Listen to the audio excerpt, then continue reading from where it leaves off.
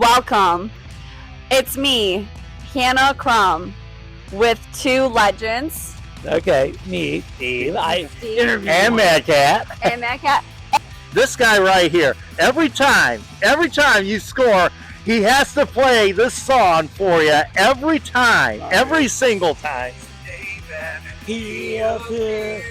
I believe in Derek. Let's go. Well, the day has come, and I usually I wear this garb every time we play to Express. I doubt if I will on Saturday because this is going to be a huge matchup coming up. We'll delve into more of that on Soccer Night in Detroit, but decision day has come, and we've got a mess to clean up here. Yeah, more in the West than it's East. It's win, try, get help, or try hoping the team ahead of you lose so you can face on Charleston. It's just, oh my God. And unfortunately, we're in decision day. Oh my. Yes, sadly, Detroit City FC happens to be on decision day. They were hoping to get in thanks to a 1-1 draw against Charleston Battery on Saturday night, but other results along the way did not help out. So we are set up for a, shall we say, a fight to the finish here. Detroit and Tampa Bay, 7:30 Saturday night from Al Lang Stadium. Game you can see on WKBD Channel 50, ESPN Plus. Hear the game on Sirius XM FC. Big matchup for Detroit. And basically, here's how it goes. Win, you're in. That's it. Win, and you're in. Tie, you hope Indy 11 draw, which would be good for us because we own the tiebreaker because of it. And also because Orange County, who is also battling for their playoff life, is facing Indy 11. So Indy wins, we draw, we're in the playoffs.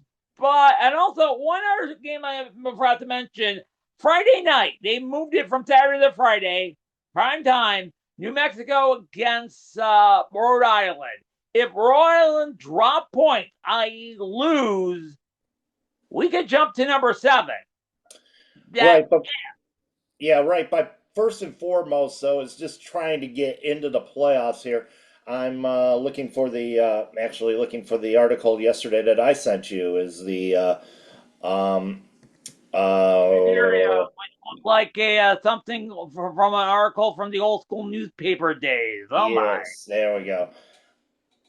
All right, now I can move that over to let's see here. All right, so let's look at the scenarios of where we stand right now. First off, let's look at Detroit City FC.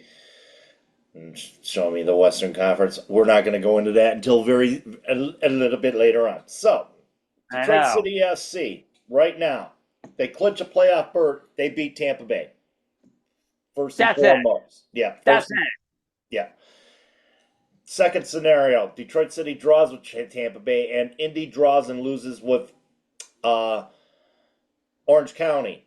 That's the 10 o'clock game on Saturday. Mm-hmm. And then the third scenario, Detroit City loses against Tampa Bay by 1 goal.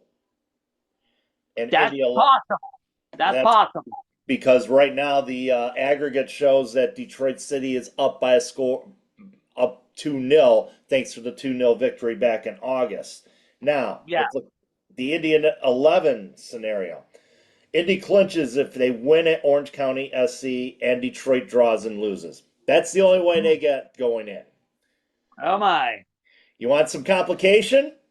Yeah, give me some complication. You want some chaos?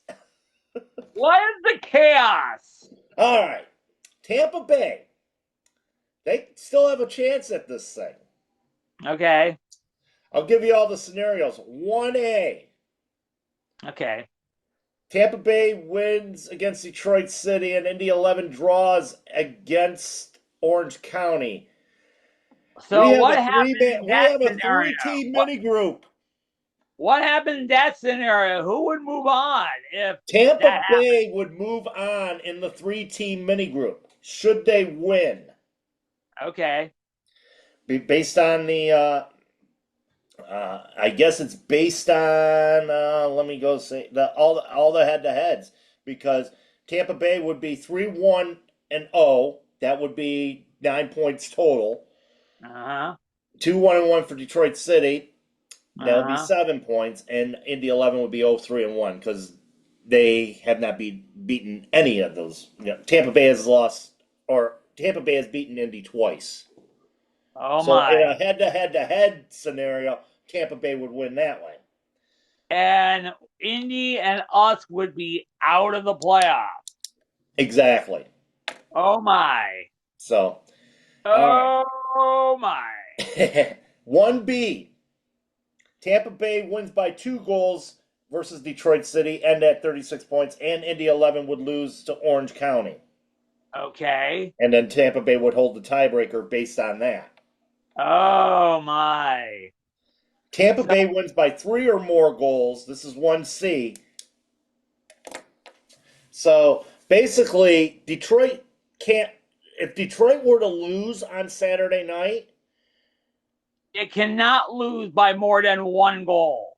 exactly. I know. So that's how that's gonna set. That's how it's set up. I mean, and then at that point, it'd be the waiting game.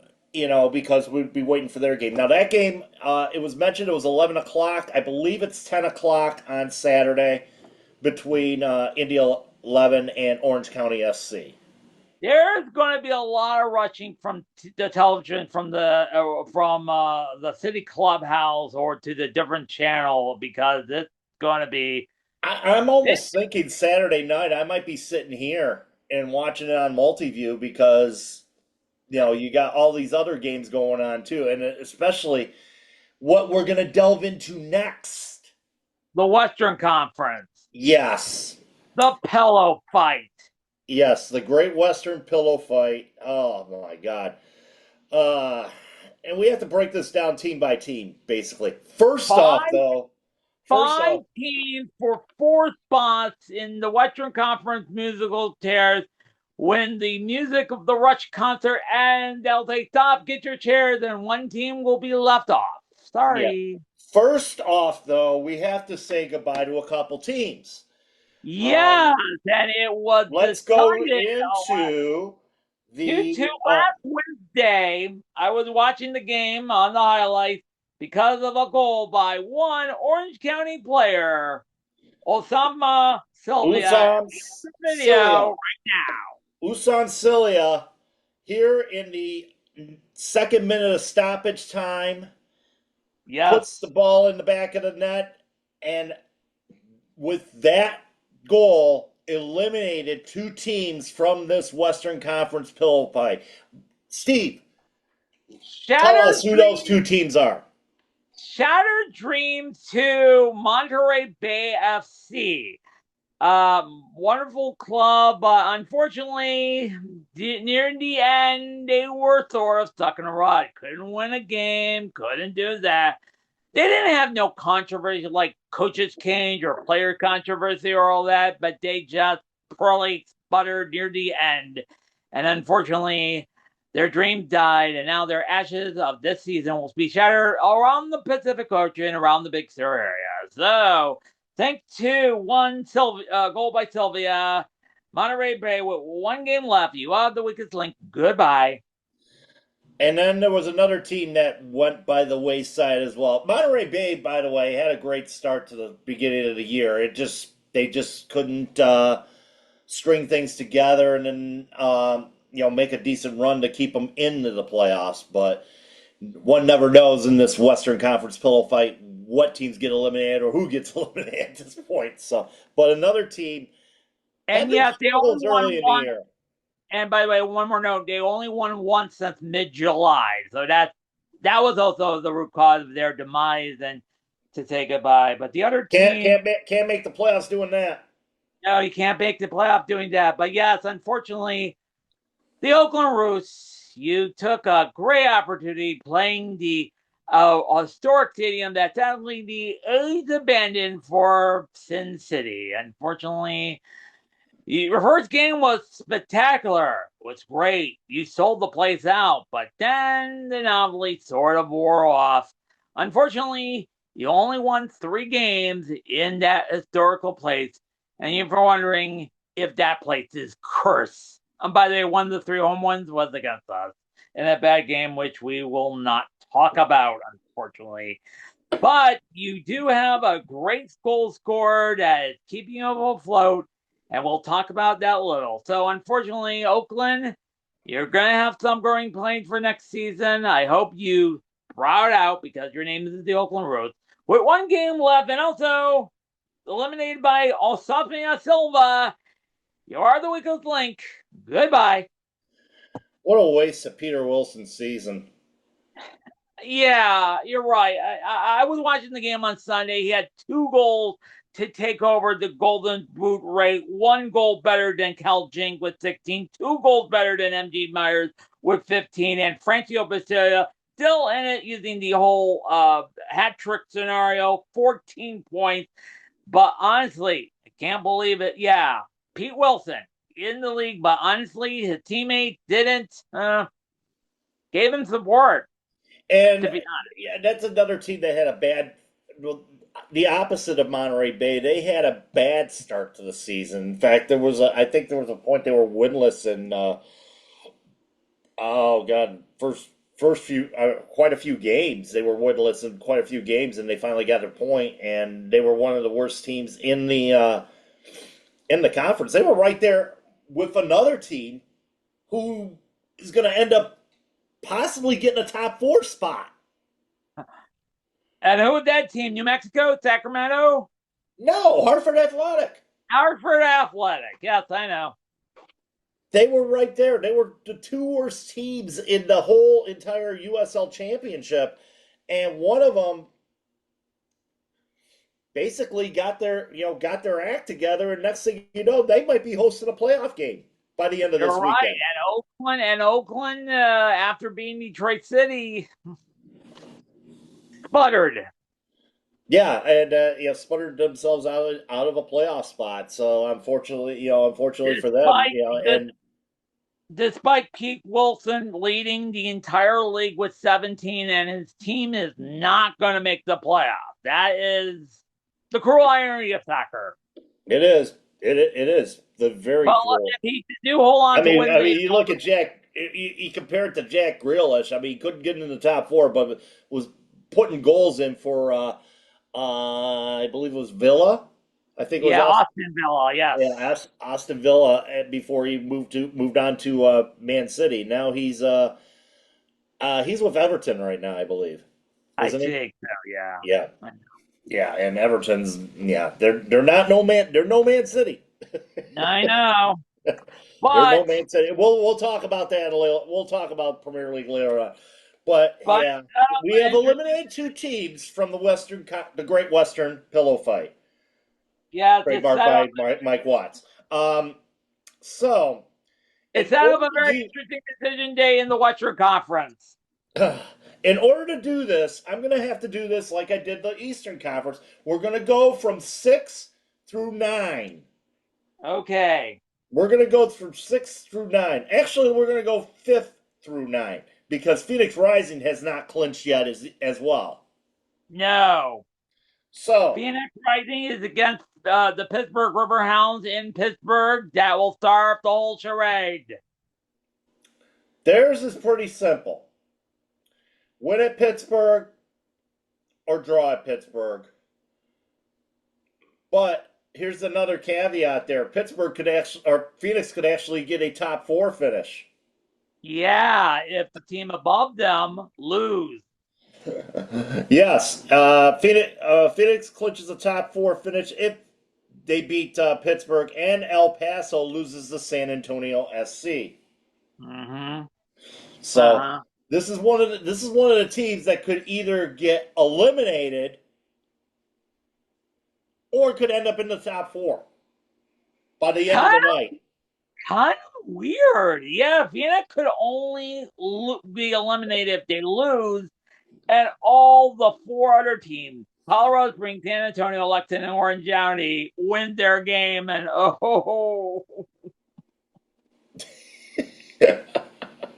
They could seriously be eliminated by the end of the night. you go from near the penthouse to the outhouse. So, brother. Which Phoenix team's going to show up? The one that faced us and lost by a score of 3-2? Yeah. Or is it going to be a team that came back to win a couple games this year? Who knows? It could be the team that come back to win a couple of games this year. I think I remember there was one of them that they came back and I think they were down like 3-0 and they came back to draw the game 3-3. I know. Yes, from that a wonderful goal from midfield. Oh my! This is, like I said, this is truly a Jekyll and Hyde team that we're talking about here. And like I said, all depends on what they do at Highmark on Saturday night. They could either get a point, win, or shit the bed. How embarrassing that be if they miss the playoffs? But this is the Western Conference where anything can happen.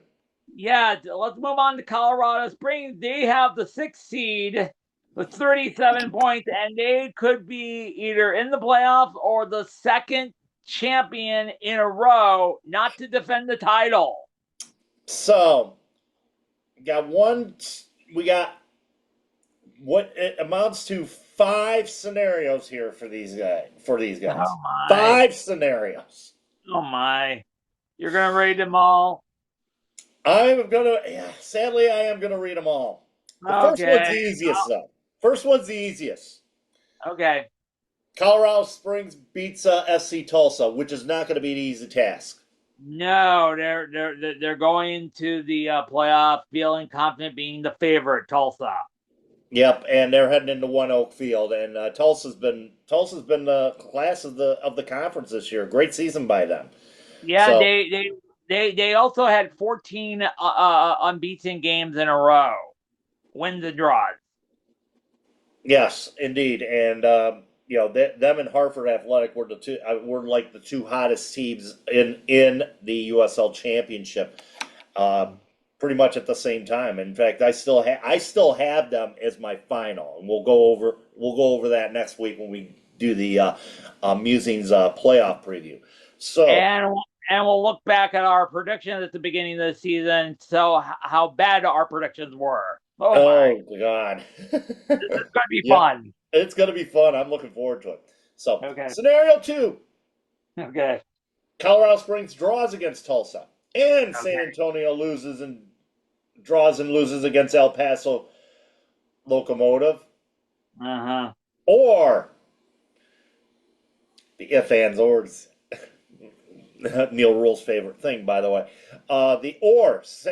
Orange County draws and loses against Indy 11. Or Lexington draws and loses against Oakland Roots.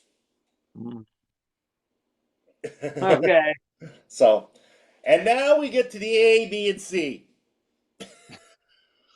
Do we have to go through this? It looks like a section from a newspaper. Remember those? A, B, and C. 3A. Okay. Colorado loses. And San Antonio loses. Okay. Or Orange County loses against Indy 11, or Lexington loses at Oakland Roots. Okay. 3B. Okay. All right. This is also results in a Colorado loss to FC Tulsa. San Antonio loses, and Lexington loses, and Orange County loses. So everybody that loses, if everybody loses, there's another mini group, folks. Ah, brother. There is another mini group. So is the tiebreaker head-to-head and then goal differentials? It is. Yes, it is head-to-head and goal differential. It's not like the rest of the world where they rely on goal differentials, which I still scratch my head. The problem is with the USL though is an unbalanced schedule, so you Oh, cannot have goal differential being your top tiebreaker, shall we say? So if you were playing the team, and especially this season with the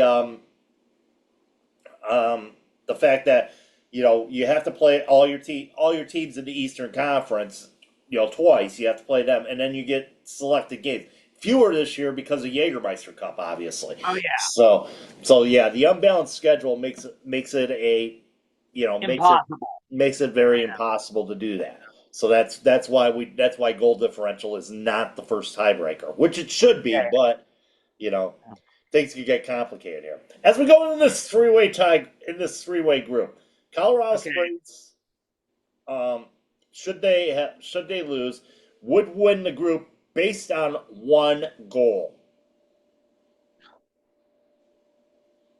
out of those three teams. Oh my. Yeah. Oh my. They have a +1 over San Antonio, or they have a +1 goal differential over San Antonio and Lexington, and San Antonio has an even goal differential, Lexington has a -1. Oh my. Okay. And all three would finish 2-2-0. Oh my. 2 wins, 0 draw, one 2 losses. I know. I know. All right. And finally, 3C. What that? Colorado loses at FC Tulsa, and San Antonio wins at El Paso, and Orange County loses at Indy 11. Yeah. And basically, it would say An that Armin group. the main thing here, Lexington would draw or lose at Oakland Roots, meaning that Colorado Springs would have the tiebreaker over Lexington SC. Okay. All right. Can we go to the next team, San Antonio, who's the tie with Colorado Springs, sitting on 37, and they face on Oh El my God. Paso Locomotive. Or is it too much? Um,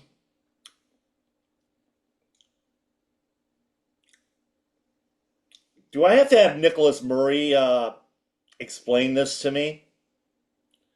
Because it's like a Bible here for San Antonio. And also, Literally a Bible. Lexington and Orange County, when I was scrolling through the scenarios, it was just like, oh my God, now Lexington move on until San Antonio lose, Colorado Springs lose, this lose, that's oh my God, yeah. The first scenario, obvious, is winning you're in. They beat Yeah, El Paso in this Copa Tejas matchup. They are in. El Paso, not an easy task right now. no, They are one of those teams in which they could surprise people. They made it in. They're a top 4 team at the moment. Things could change after Saturday night, as you know. But but the second scenario would be they would draw at El Paso, and Colorado Springs loses at FC Tulsa. Orange County draws and loses against Indy, and or oh, Lexington draws and loses against Oakland. okay. That's the second scenario. Those are the most simplest ones.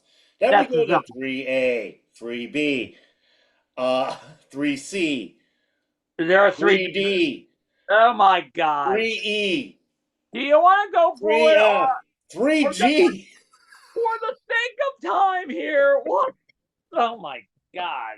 On to Lexington, who has been a surprise. They Well, were let's up. move on to Orange County, the team that's looking on the outside, or actually in the A spot right now. Yeah. They're not on the outside looking in; they're actually in the A spot right now. So, basically, Orange County. And as I look at Orange County, not as much of a Bible here, but a lot of 1As, a 1A, 1B, 2, yeah, a lot of scenarios here. First off, Orange County wins against Indy 11, ends at 39 points, and Colorado draws and loses at FC Tulsa. Pardon me. You're excused. You're excused. Yes. It's a lot to handle here. All right. So let's see. San Antonio draws and loses at El Paso, or Lexington loses at Oakland Roots. So they got the three-way scenario there. The Yeah. 1B is Orange County wins against Indy 11, ends at 39 points, and Phoenix loses at Pittsburgh Riverhounds, ends at 39 points, and Lexington wins at Oakland Roots, sets up another three-way tiebreaker. And out of those three teams, who would be top of the pops or fifth, sixth, seventh? I'm losing my mind over these scenarios. Okay, so Orange County would finish second in that group. However, it'd be enough for Phoenix to drop out. Oh my. Lexington and Orange County would be in. Lexington with 8 points, with 2 wins and 2 draws. Orange County with 1 win, 1 loss, and 1 draw. 1 win, 2 draws, and 1 loss. Phoenix only had 3 points, 3 losses. Oh my. Out of that trifecta. Oh my. Oh my. Or inverted triangle there, whatever the hell you want to call it. We are losing it with the game. So, like I said, well, let me tell you, I know the game You want a tonight. 4-way scenario? Yeah. Okay, here's a 4-way scenario. Okay. Orange County draws against Indy 11, ends at 37. Colorado loses at Tulsa, ends at 37. Lexington draws at Oakland Roots, ending at 37. And San Antonio wins and draws at El Paso. So who would be out of the musical chairs if that would happen? Colorado Springs. Oh my God. That means for the second year in a row, the defending champion will not defend the title. Remember last year, Phoenix didn't defend the title because they didn't qualify for the playoffs. And oh my God. Then we go to 2C, which would be, 2C would be Orange County draws with Indy 11. Lexington draws and loses, draws or loses at Oakland. San Antonio wins and draws at El Paso. Colorado Springs wins or draws at FC Tulsa, which would mean that Lexington would be eliminated. They're one possible year, maybe 2 next season, and they missed the playoffs. Oh my God. So, and then the third actual, no A's or B's on this one. Orange County loses against Indy 11, and Lexington loses against Oakland Roots. Orange County wins the head-to-head tiebreaker. Oh my. And I'm reading my notes. If they only scheduled Lexington to be in the East, they would have been in the crazy mix with Detroit City, Indy, and Tampa Bay. Oh boy. Yeah. That would be a royal mess.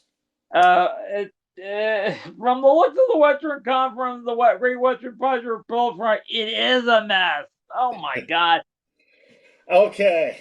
Now, are you gonna have fun on Saturday Lexington? We've come to Lexington. Okay, let's go to Lexington, who's at 36 points. Although I have them play today, I think they're ninth in Europe. So Lexington needs a lot of help. Tons of help. But there's a lot of ands and ors. So a lot of ifs, ands, and ors. So the first if, and, or would be Lexington beats Oakland Roots. Okay. At the Coliseum. Then that could be arranged because, like I said, Oakland won 3 home games this year. By the way, that could be arranged. All right. The ands. The and is Colorado Springs draws or loses at FC Tulsa, or San Antonio draws and loses at El Paso, or Orange County draws or loses against Indy. Oh, brother. So that means Orange County would be the odd team out, or yes, they would take over that spot. My. Yeah. So 1B, Lexington wins at Oakland Roots, and Phoenix Rising loses at Pittsburgh, and Orange County wins at Indy 11. Guess what? We got another What? mini group.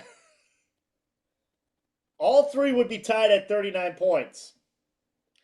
Lexington out of this mini group. Who would get the better seed, by the way? Yeah, well, Lexington would get it, Okay. and I think it would be Lexington or in Orange County that would get in. What about Phoenix? Did they get in? Phoenix, gone. Oh my God. Oh my God.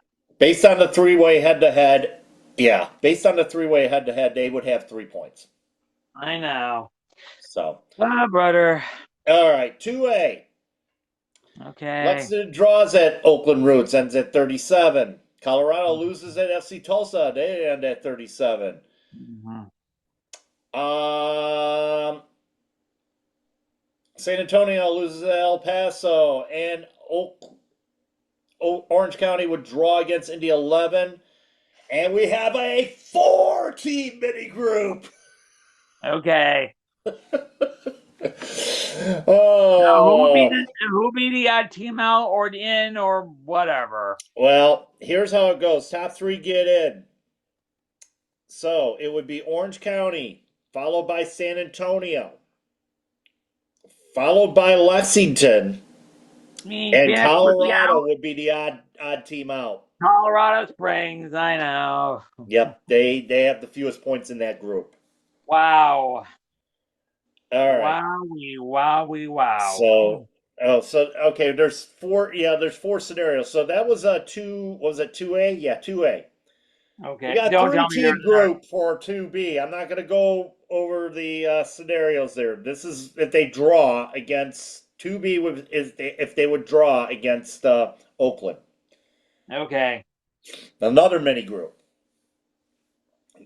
Provided San Antonio draws and Orange County loses and Colorado Springs win. So in this 3-team mini group, it would be San Antonio, Lexington, Orange County would be the odd man out. Oh yeah. Wow. 2C. Okay. Another 3-team mini group. Okay. This time it includes Colorado Springs. Okay. Lexington draws, Colorado loses, Orange County draws, and San Antonio Windsor draws. Okay. Out of that 3-team group, Orange County and Lexington would be in, Colorado Springs out. Ow. This is why head-to-head competition matters. I know it does matter when you face on twice a year, literally. Yep. Is that it, or is that you're done reading the phone book? The last one right here. 2D. Okay. Lexington draws against Oakland Roots. Orange County loses to Indy 11. That's the most simplest I can give you. Okay. So now we have gone through, and I think it took us maybe a half hour to figure it out, the whole Western Conference pillow fight. And by the way, the Western Conference pillow fight right from a phone book, sponsored by Michigan Bell. Find it first. Remember that sign? I'll say Google is your friend. Sign, by the way. An iconic sign, by the way, that used to hang at Old Bell. I can't remember where. That was near the Hullberry Theater. It's an iconic. It was long gone. It's just you know. I remember the yellow. I remember the Yellow Pages sign. Yeah. And on going on to what I now know as the Keyworth connector from the lodge to from the lodge to the 75 Davidson Freeway. I know. I call it the Keyworth connector now. I know. Oh, good observance. I call it the Keyworth connector. I know. Well, because listen. I mean, yeah, it's right back on to 75, and then you go down 75 and get off at Kniff Holbrook. Mm-hmm. So yeah, that's basically the Keyworth connector. I know. Off well, let me tell you. Saturday will be probably one of the most wild things, especially in the West, but especially in the East. We'll dive mostly. Also don't forget the big game on Friday that could determine seeing if we win. Rhode Island versus New Mexico. That's Friday. There is a game tonight, but both teams clinched. But the only question, could Cal Jennings and MD Myers catch up to Oakland's Pete Wilson? We'll see. But Saturday, all I can say, it's going to be crazy. It's going to be And wild.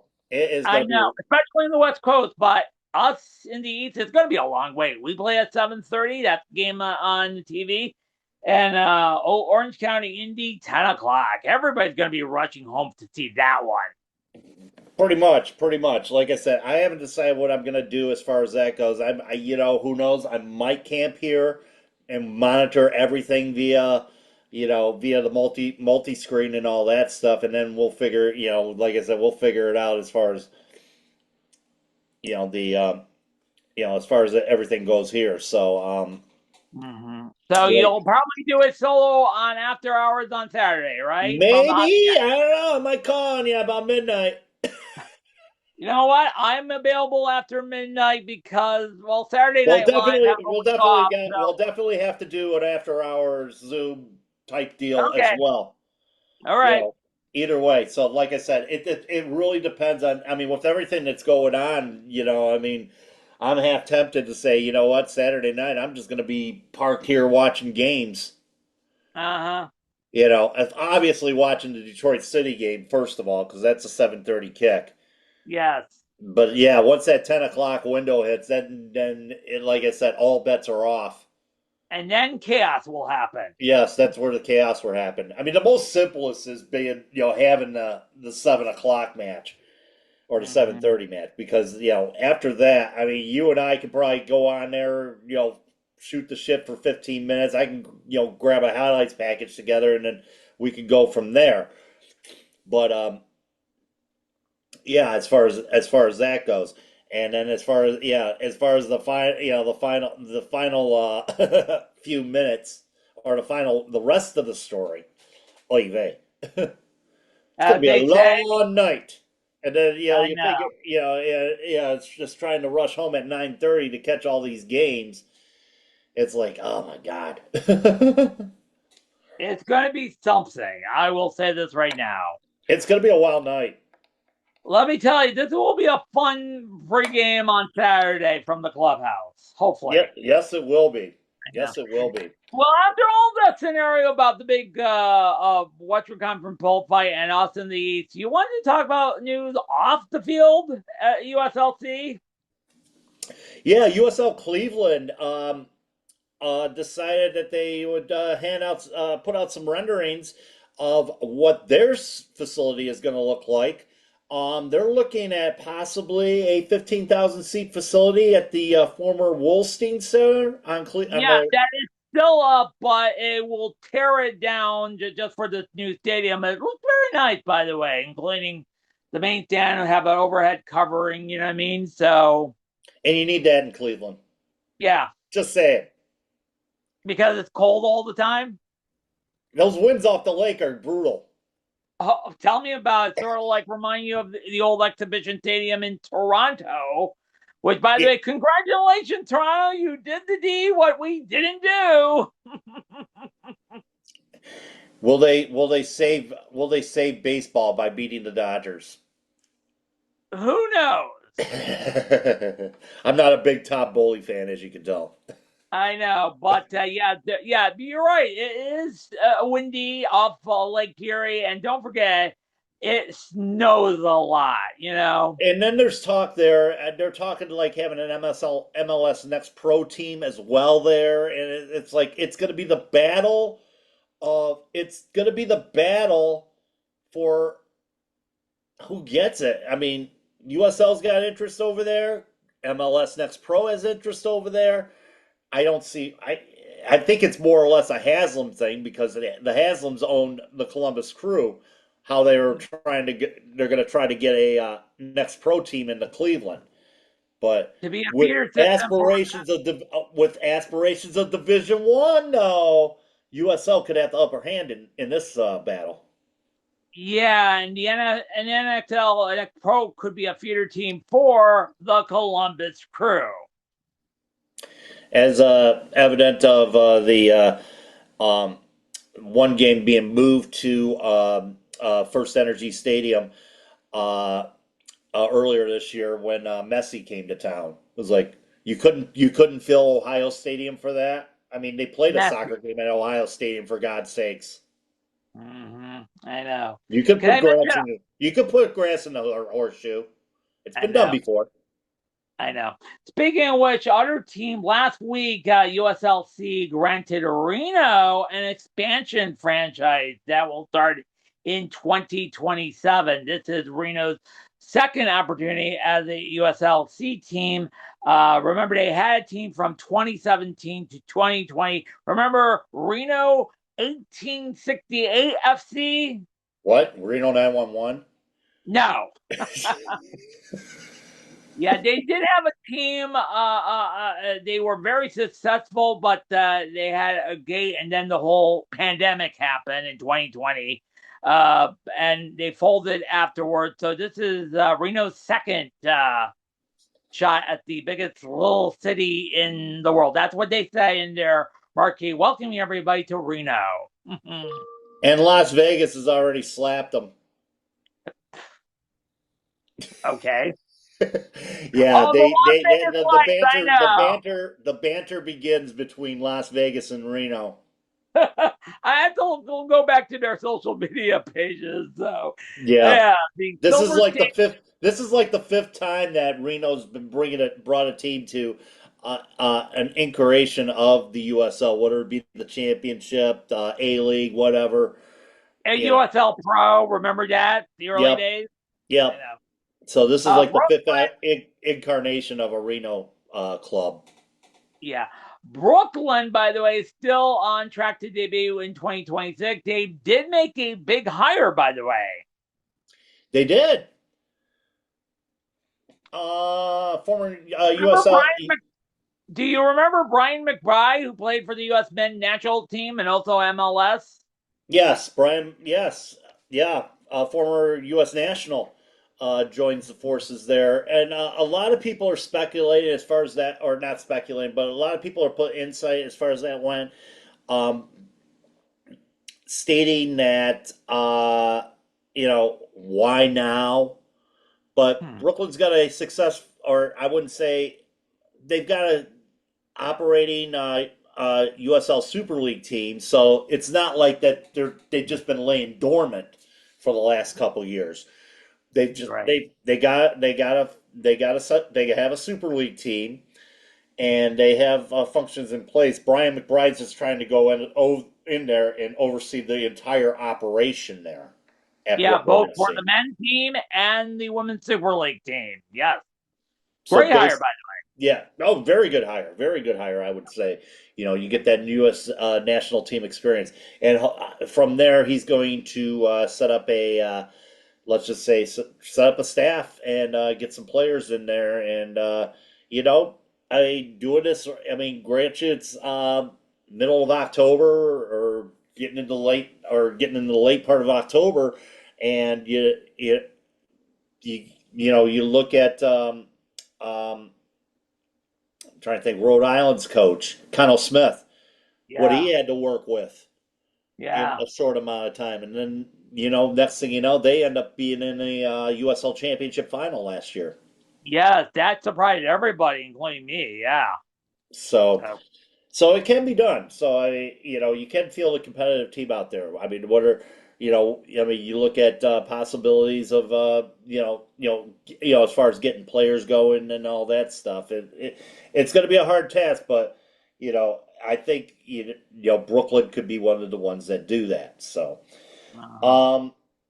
I also want to mention a couple other teams. After the announcement of Reno, I decided to do a check of other teams that have been announced according to their website under quote unquote future teams that I could Only come up with one, Oklahoma City, and I looked at their social media.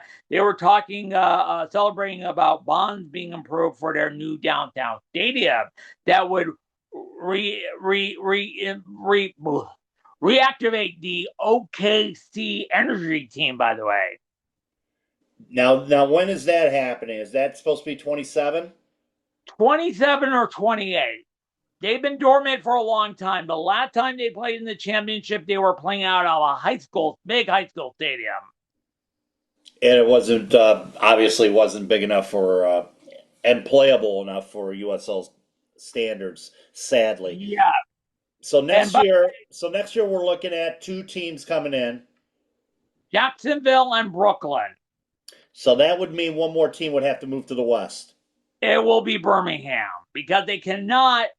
Oh, brother. And I feel bad for Lexington because they're farther east in the Western Conference and they have to play one more year. And oh my God, the Western Conference. Yeah, that I could not understand either. But yeah, one more year in the West for them, and then Birmingham Legion moving to the West themselves because they are the furthest out as far as all the Eastern Conference teams go. So You don't want to interrupt the loop between Indianapolis and Louisville FC. nope, you don't. Nope. Lip F's. Yeah, you don't Unless want. something happens. Lots of intertwined rivalries there. I mean, you got Detroit and Indy, Lou City, Indy, Detroit, Pittsburgh. I mean, you got a lot of intertwined rivalries there. You don't want to break that stuff up. I mean, it would suck to be. And why would you put a team that's more Eastern than Lexington into the Western Conference? That would make absolutely no sense whatsoever. Especially when you have teams like. It absolutely does make no sense. Lexington is further east from Louisville. It would make perfect be in the Eastern Conference. I mentioned if Lexington was in the East, it would make the playoff match between us, Indy, and Tampa Bay very more interesting. But and because of Santa Barbara delayed into 2027, and Milwaukee Yeah, Santa and Barbara. still dead. It's just, oh my God. Santa Barbara right now is the team that is pretty much putting the whole monkey wrench into the whole thing right now because of their unless a new group reinvented soccer in Memphis. I'm just going to say that right now. Yeah. I think the thing is, they're just trying to get all their ducks in a row, and they haven't had their ducks in a row for the last couple of years. No, and that's frustrating us as soccer purists who are following soccer, which is. But if you want to get in and you want to do it right, and we've had way too many teams bow out of the championship in the last few years. I'm not talking two teams. I'm talking teams like Rio Grande Valley, Memphis 901, San Diego Loyal, because the MLS came to town. Yeah, and we've had teams in the last. We've had at least one team per year. Another team, I mentioned them. So, but yeah, we've had one team per year, and I'm not talking two teams. No, don't count those two teams out. No, I'm not counting the two teams whatsoever. But we've had regression in the last couple of years in the championship, and we've averaged one team in a year leaving the league because of financial issues, stadium issues, whatnot. Ownership issues, all that fun stuff. So forces outside, aka San Diego Loyal being squeezed out by the $500 million pension fee monster that is San Diego FC is now the top seed in the Western Conference going into the playoffs. Speaking of the rumor mill, they're looking at another site for Indy for the MLS thing. Yeah. So, yeah, who knows at this point what's going on? The Indy's mayor's been flirting with MLS for the last couple of years, so you never know what's going to happen as far as that goes. And we know the Indy 11's been wanting to put a new stadium up. And I talked to somebody who works in the media that the 11 Park stadium is probably told that because they schedule it in they schedule to be placed under a barrel ground. Oh, brother. Yep, that was one of the things that they ran into as far as building that stadium goes, and of course they couldn't get the funding from the city either. Oh, well, bro, they want MLS.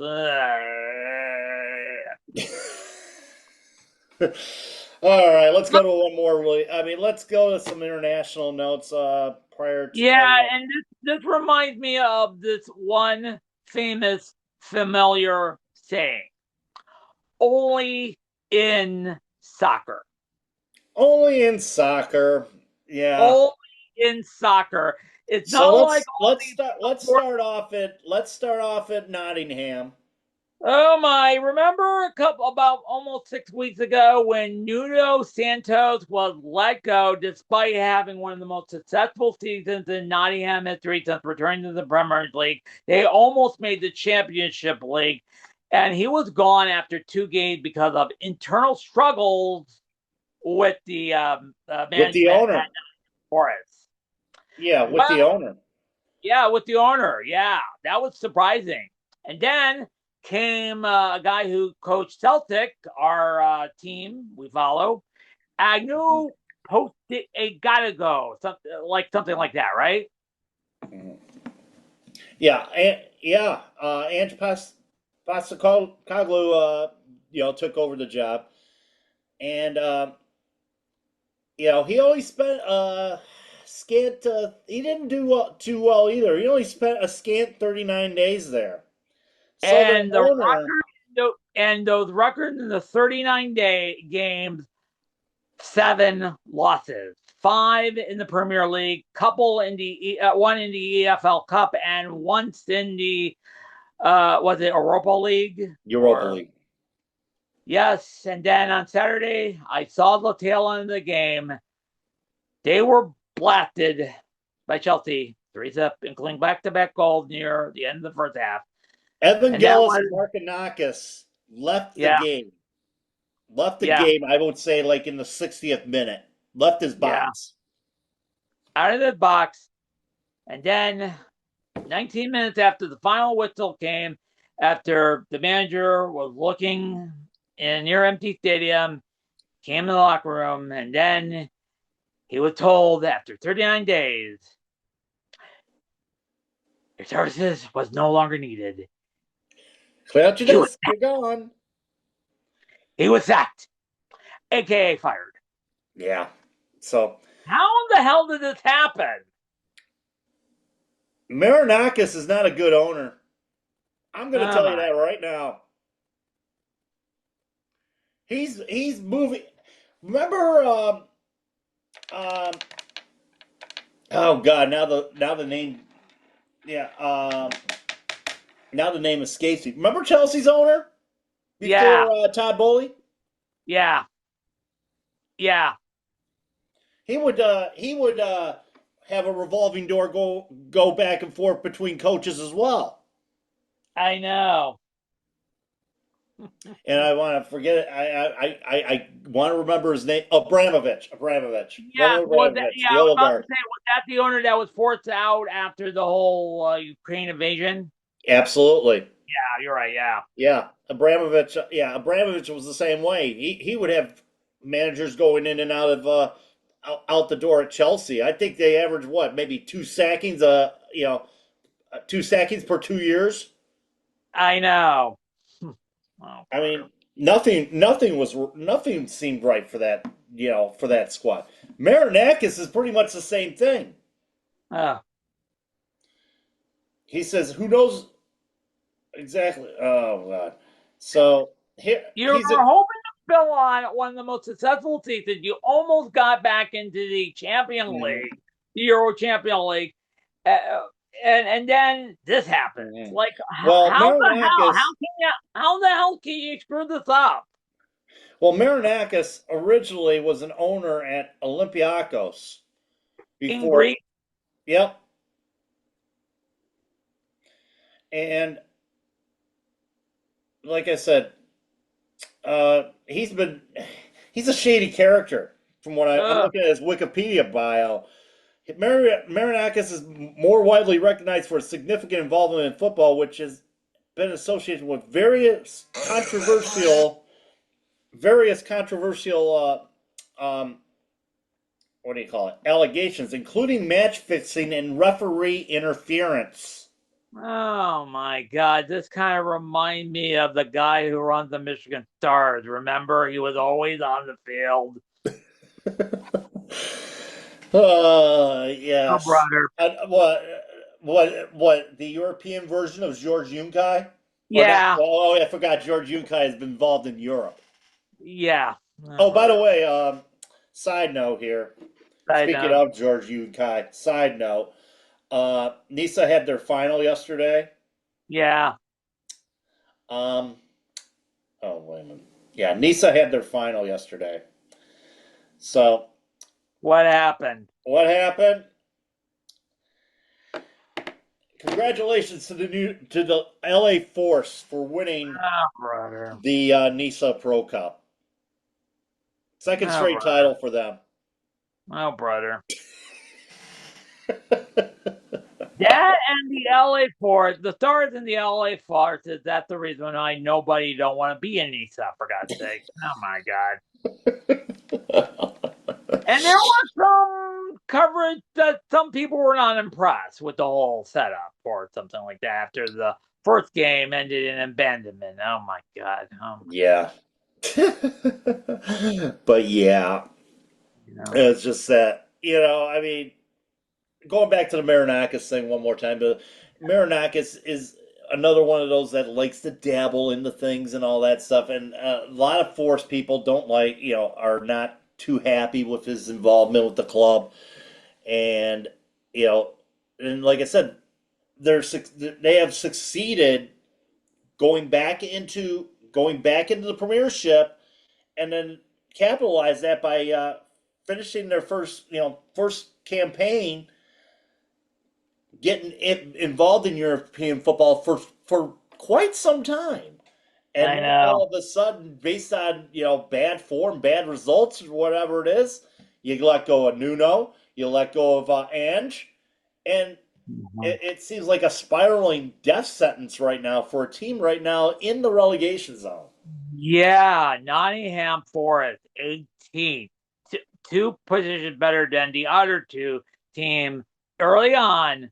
West Ham United, which they're always in the relegation zone, and the Wolverhampton Wolves. Mm. Unreal there. Oh, really? Unreal. Yeah.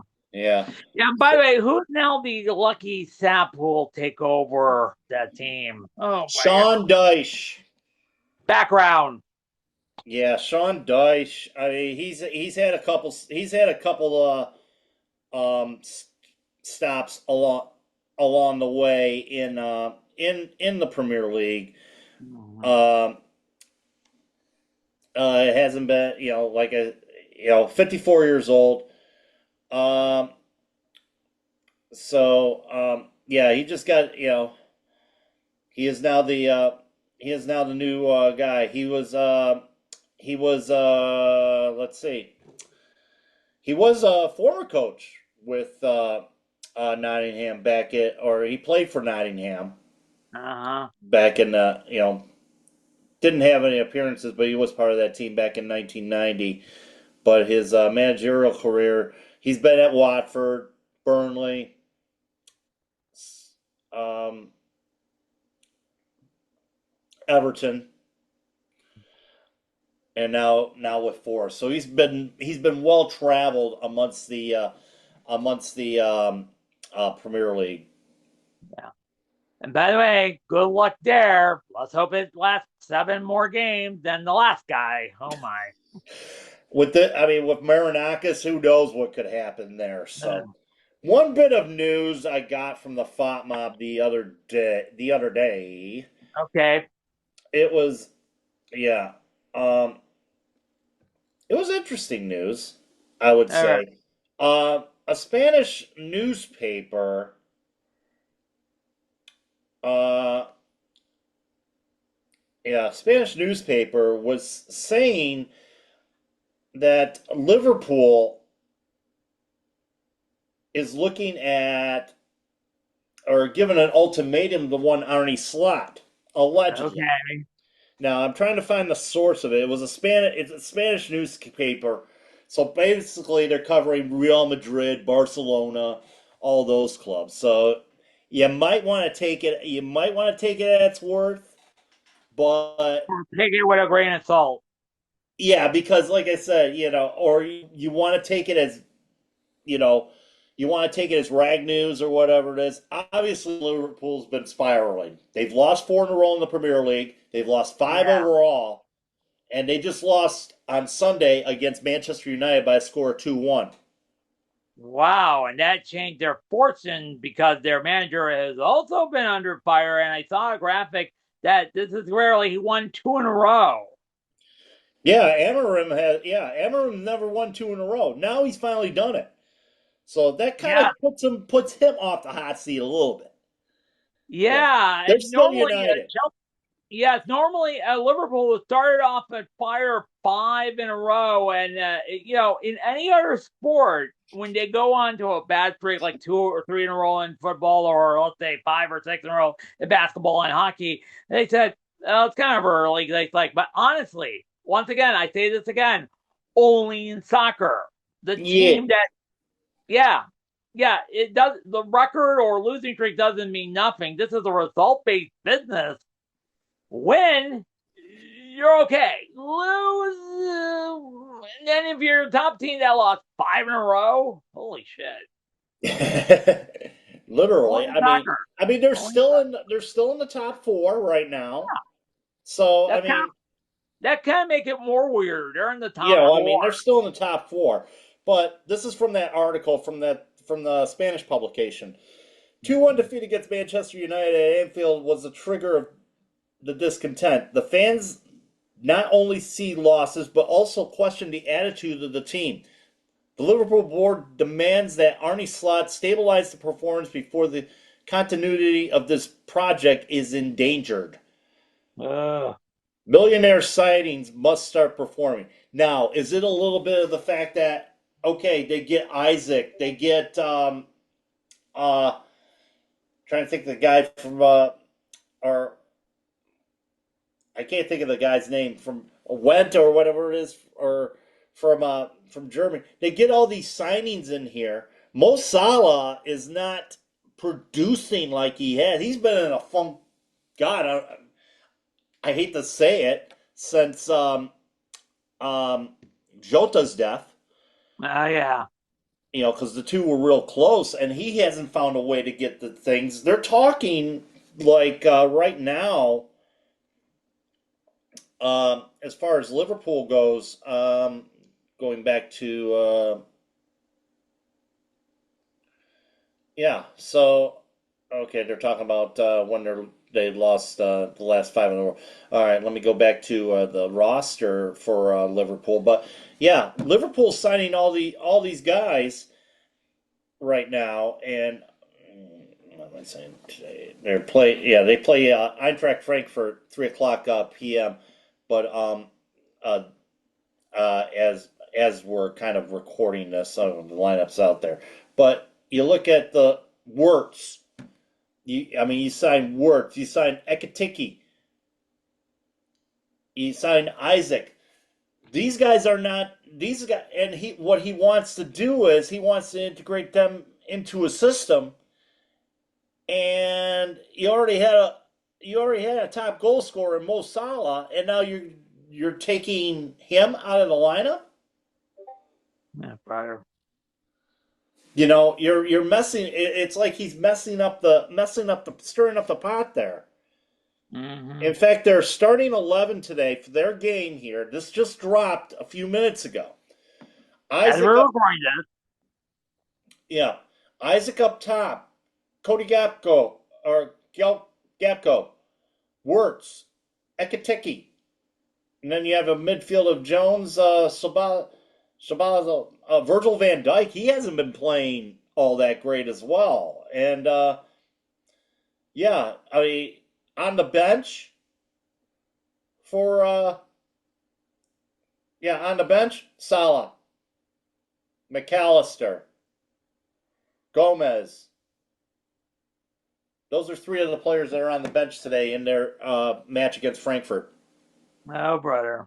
Yeah. Mm. So right now, as far as as far as things go for that, for as far as things go for them right now, it's just that the fact that the million they spent money at the end of last year to bring all these players in. So the Dutchman insist that the dynamic can still be reversed. If we continue to generate what we generate, victory will come. Mhm. That statement summarizes the trust is still alive at Anfield. And Arne Slot's challenge is capital. If he does not manage to reactivate Liverpool in the coming weeks, his initial legacy could be diluted and the club would open a new cycle. And this is a guy that just won the Premier League in his first season there after replacing a legendary coach in Jurgen Klopp. I know. And a lot of people are saying, I mean, fickle minds, especially, the Liverpool fan can be the most fickle of minds. You know, they're loyal to a point, but they get a little angry. Boy, do they get angry. Oh, yeah. We should know this from years covering the deadlines before Dan Campbell. So, Oh yes, the I know. SOL era. I know. The Millen Man Yeah. March. Remember that? Yeah, I remember that. Yeah. Yeah. Yeah, it's and like I said, one of the and it's just all about writing the course right there. I mean, I wouldn't say the Premier League's lost at this point, losing four in a row in the league. I wouldn't say it's lost at this point, but it's in dire jeopardy right now. I know. Especially with And teams you're like right. Man City coming along and Arsenal at the top right now. Mm. That could be lost right there. It's just all about getting in and out of Europe and all that stuff, and it's the same thing for all those guys. I know. I know. But needless to Well, say, we've covered a lot. we did, including that phone book scenario book of what's going to happen on Saturday and other news. And oh, yeah, Oh, so only in soccer. Saturday. Here's the deal.